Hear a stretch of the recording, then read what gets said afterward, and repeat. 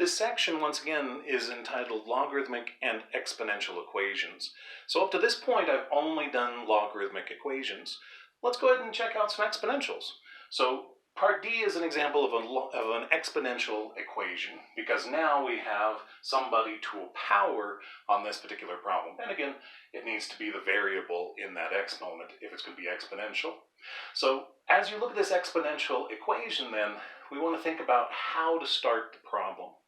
Well, the first thing I notice is that I have this 2 in addition to this exponential piece. I don't like that 2 out in front. So what I want to do is get this to a point where I only have the exponential expression on the left-hand side. So one statement on this one, you want to start by isolating the exponential expression.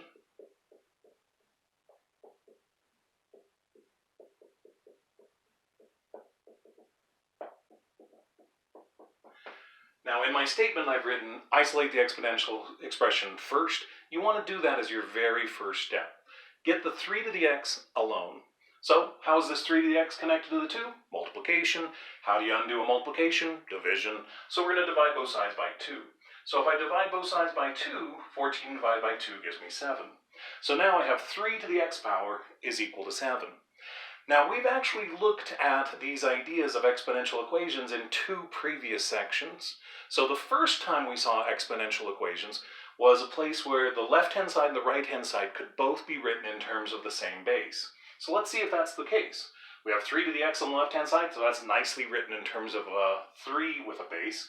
As you look at the right-hand side though, it's not so easy to get that 7 so that it's 3 to some kind of power.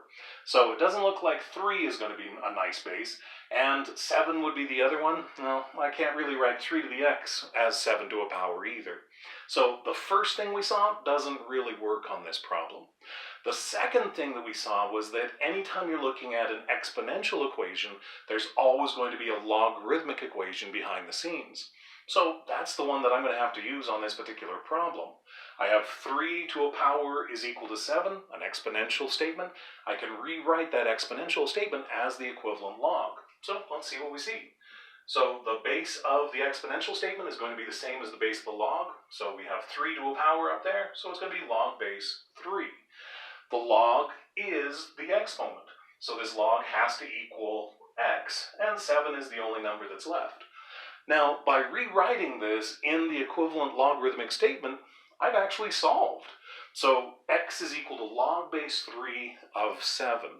Now, remember when we started this problem, I made the comment that the directions were talking about the fact that if you have an irrational solution, something that can't be written as a nice fraction involving an integer divided by an integer, we were supposed to write down 2 versions of the answer. Well, log base 3 of 7, that cannot be written as a nice integer divided by an integer, so this is an example of an irrational answer.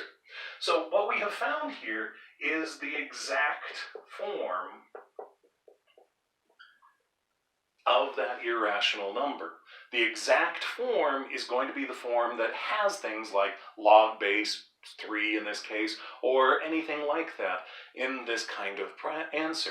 So log base 3 of 7 is our exact form of this particular answer.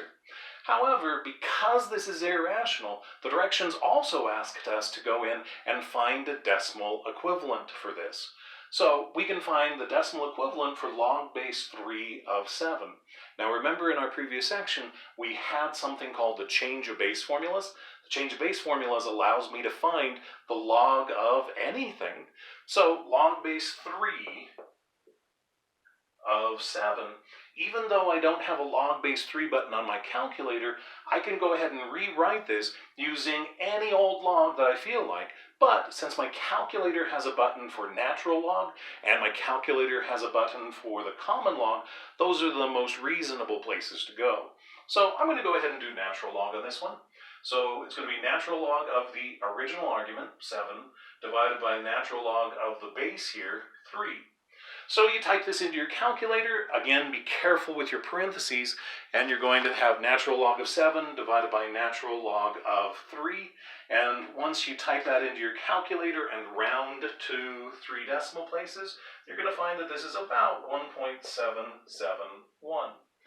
This then is the decimal form of that irrational answer. Now, as you look at the work that I just did here, you're going to notice that I never made a big deal about checking my answer on this one. I only have to be worried about extraneous solutions when I start with a logarithmic equation. This is an exponential equation, so I don't have to worry about extraneous solutions in quite the same way. So I didn't plug this back in because I don't have to worry about that same kind of item.